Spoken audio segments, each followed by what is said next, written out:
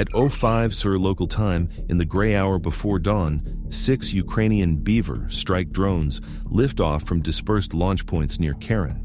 Their electric motors are barely louder than the wind moving through reeds and winter grass.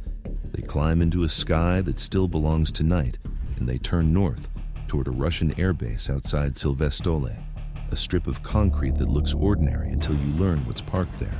Rare Beriev BE-12 maritime patrol aircraft, old airframes with new value because Russia can't easily replace them. In the next 90 minutes, those aircraft either remain intact or they become footage, and everyone involved understands the same brutal math. This mission will be decided in seconds, not hours. At 0502, a Tor M2 battery positioned roughly 12 km from the approach corridor detects the threat immediately. On the radar scope, 6 contacts bloom like sparks in the dark. Small, slow, low, moving around 150 km/h. The operator leans closer, squinting, and the Tor commander is already doing the mental checklist: priority, engagement sequence, doctrine. What he doesn't know is that 6 drones versus 16 missiles only looks like terrible odds if you believe this is a numbers game. The Ukrainians aren't playing the odds, they're playing attention. In a Ukrainian operations room far away, 6 separate live feeds glow in the half-light. The operators look like people who've been awake too long. Coffee, silence, the kind of calm that isn't relaxation so much as controlled pressure. This is what modern war feels like: 99% waiting, and then a sudden drop into the 1% where everything happens at once. The plan was built weeks ago, not to brute force Russian air defenses, but to fracture their decision-making. The drones are split into 3 pairs, each with a different purpose. Only 2 of those pairs are meant to be seen. At 0504, the northern pair climbs aggressively, 200 meters, 300, 500. Their motors pull maximum current. Their electronics stop pretending to be quiet. In electromagnetic terms, they are screaming, spiking signatures, lighting up sensors out to about 20 km. It's deliberate. It's the magician's flourish, one hand waving so hard everyone watches it. On the Tor console, those 2 drones look like the urgent problem. They are obvious, loud, practically shouting, "Shoot me in a language made of pulses and returns." The launcher slews north. At 05:05:30, 2 9mm-338 missiles blast out of their tubes, accelerating into the black. In each missile is a guidance brain that never gets tired, never blinks, calculating closure rates and lead angles, predicting where a drone will be in 28 seconds if it keeps flying like it's supposed to. For the first 8 seconds, the missiles fly under command guidance, blind but obedient, up, level, slight correction. Then their seekers go active, and this, right here, is where everything changes. The instant the Beaver's warning receivers detect the shift from search to track, the drones react with pure instinct coded into procedures and muscle memory. The missiles try to follow, but they were set for a cleaner geometry, higher intercept, less clutter, more predictable flight. Now they're diving at something like 60 degrees, control surfaces shrieking, pulling massive loads just to stay pointed at the target. At roughly 20 meters altitude, low enough that street signs would be a threat if there were any, the Beavers level out and skim forward. Above them, the missiles are suddenly staring into a nightmare. Their seekers are built to see aircraft against sky.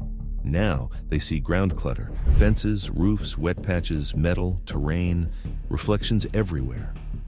Doppler filtering tries to separate motion from background, but the missile is moving so fast that the returns become a blur of noise. It's like trying to read a book while sprinting through a library. At about 12 seconds after seeker activation, both missiles give up. Their onboard logic declares no valid target and triggers self-destruct. 2 missiles gone, no kills. On the Tor screens, the commander's frustration turns into urgency. If the northern pair was a decoy, then where is the real threat? The Tor crew snaps their attention to the southern pair and freezes, because the southern pair is gone. Not destroyed. There's no flash, no breakup, no debris return. Just absent. To the radar, it might as well be magic, but it isn't. It's terrain. The Tor radar sits on a slight rise, giving it strong coverage to the north, south, and east. But to the southwest, a gentle valley creates a radar shadow beginning about 3 km from the battery. It's narrow, about 400 meters wide at ground level. It tightens as altitude increases. Above 50 meters, the Tor sees everything. Below 30 meters, trees and structures complicate flight. But between 30 and 50 meters, for a brief corridor of space, the Tor is blind. The southern pair threads that corridor at roughly 35 meters altitude, flying a memorized path like a prayer. One gust, one mistake, a drift of 200 meters, and they reappear on the screen like neon signs. They don't drift, they don't appear. And while the Tor commander is staring at empty air where targets should be, the middle pair is doing something even more dangerous. At 0506, the assistant operator on the Tor decides to engage again. 2 more missiles launch, configured for a low-altitude intercept from the start. They fly flat, fast, lethal, accelerating horizontally like predators that know exactly where dinner is. The middle pair detects the launches, and instead of turning away, they turn toward the Tor. Maximum throttle. They dive slightly to gain speed, and they aim straight at the Yay.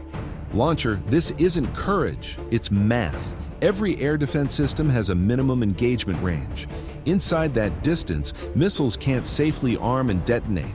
For this system, that bubble is around 1 kilometer. The drones will reach it in about 36 seconds. The missiles already in flight were programmed to hit targets at roughly 3 kilometers, a clean intercept where everything is predictable. Now their guidance computers are forced to solve a problem they weren't expecting. Targets accelerating toward their own launch point. One missile tries to reverse course with a brutal turn, loading the airframe beyond what it's happy with. Something gives. A control surface fails. The missile tumbles into the night like a heavy dart, useless. The second missile manages a turn, but it's chasing drones that are now rushing toward its own battery. If it continues, it risks flying directly over friendly equipment. Safety logic kicks in. The missile self-destructs at roughly 800 meters. Close enough that the Tor crew feels the blast wave in their bones, and the beavers fly on, electric motors humming, unbothered by the idea that they just embarrassed a system designed to kill far more expensive targets. They didn't win with exotic technology or magical stealth. They won with attention, geometry, and the kind of creativity you get when your enemy has more hardware than you do. But here's the catch. Russia has more hardware, a lot more. At 0517, the drones push deeper into occupied southern Ukraine, and immediately the air feels heavier. A Buk M3 position near Novokakhovka has been watching them for minutes, tracking heat and movement with practiced discipline. This is not a crew caught off guard. This is a prepared site with operators who've spent years learning what drones can do. At 0518, the Buk launches without warning. No dramatic search sweeps, no long acquisition, just missiles in the air, fast and low. But something is different. The missiles don't arc up into a typical climb. They go flat, skimming in a near horizontal chase at treetop height, using a mode where the missile itself acts as a forward sensor, relaying updates back to the battery. Think about that. A weapon is rushing at you at Mach-class speed, and at the same time, it's helping the people behind it see you better. Hunter and spotter in one. The Ukrainian operators have roughly 18 seconds to find an answer. One of them spots it, a grain elevator, a massive concrete structure rising out of the landscape like an industrial mountain. The lead drone dives hard, aiming for the narrow gap between the elevator and a connected facility. The missile tries to follow. It can't. It detonates into the terrain, throwing smoke and dust into the air. Through that smoke, 5 beavers emerge.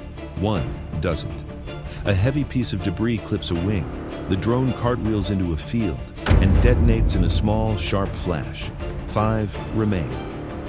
The electro-optical backup tries to help, but the light is wrong.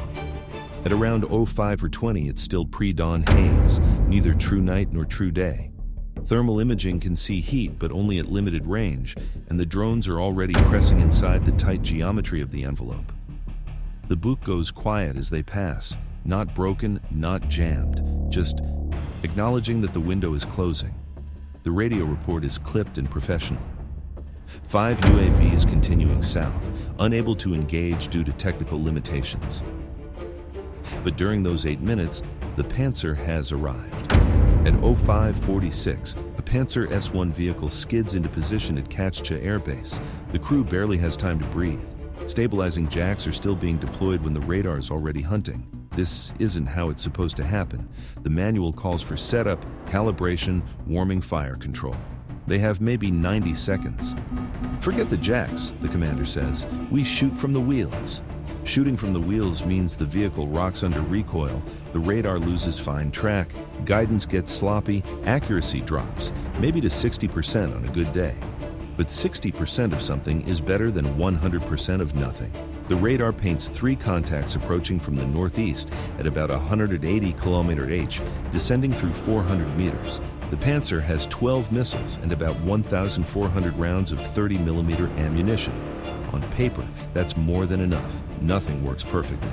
The first missile launches and immediately veers away, guidance confused by the unstable platform.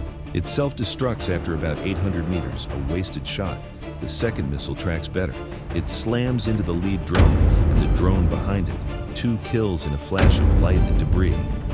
Now the remaining drone is too close for comfortable missile geometry. The Panzer's twin 30mm cannons open up, throwing a stream of tracers that carve bright lines through the dawn, like lethal fireworks. The idea is to create a wall of metal no aircraft can pass through. But the Beaver isn't flying like an aircraft. It's weaving, slipping, changing altitude, refusing straight lines. Seconds later, barely more than a heartbeat, the second impact follows in the chaos of the base. A parked Mi-8 helicopter is struck, and the scene becomes a chain reaction of noise and light and panicked motion. Ammunition begins to cook off, sharp pops that turn the air around the flight line into something no one wants to stand in. The Panzer, still trying to reacquire, takes fragment damage across its sensor array. Its radar goes blind, and the drone's camera, still recording, captures the truth in clean, merciless geometry. Aircraft burning, secondary blasts, crews scrambling too late, and a defense system that arrived just minutes before, yet still couldn't stop the last seconds from happening. Somewhere, a message gets typed. Somewhere else, a commander starts composing explanations. And somewhere on a phone, the footage becomes a post, evidence that a mission planned for weeks ended in a few seconds of falling metal. Their airbase doesn't look the same after 05:48. Neither does the map. Bye for now.